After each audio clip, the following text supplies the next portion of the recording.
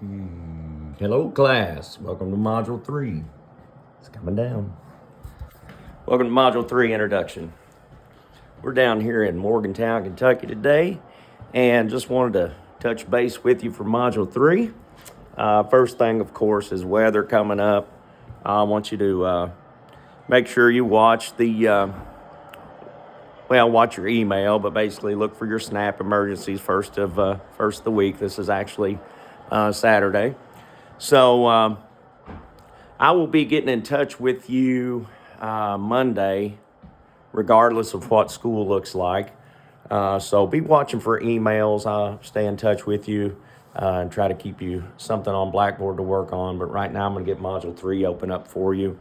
I've got a very short lab qualifier. It's only 2 questions. And really I only want to cover one topic on my little introduction. It's too cold to go out in the garage right now. But I want to talk about the 2 types of cleaners. So the assignment you've got is all about panel prepping for primer and refinish, mostly primer.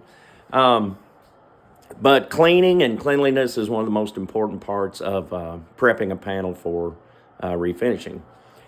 So we know at school we have typically 2 types of cleaners we use when we're pre-cleaning or wiping a vehicle down before we paint it or even work on it.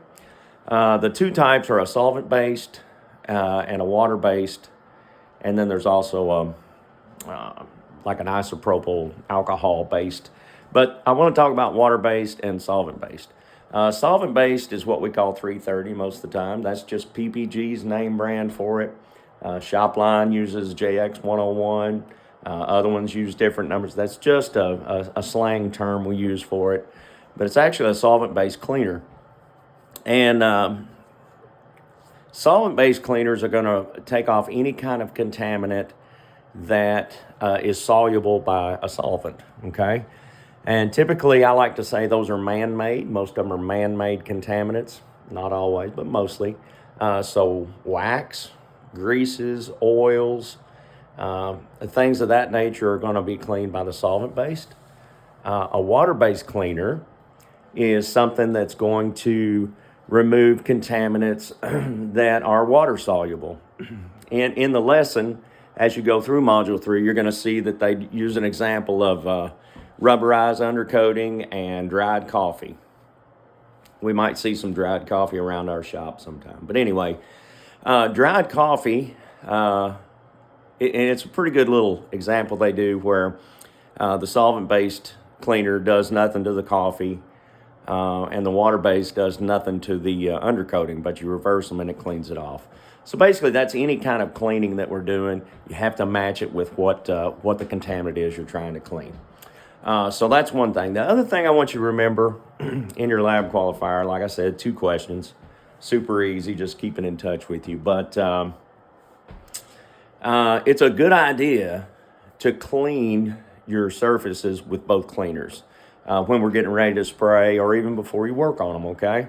So I highly recommend, we don't do it all the time, but it is a good idea and a habit we should get into where we actually spray with our water-based cleaner, wipe it, dry it, and then go back with our solvent-based.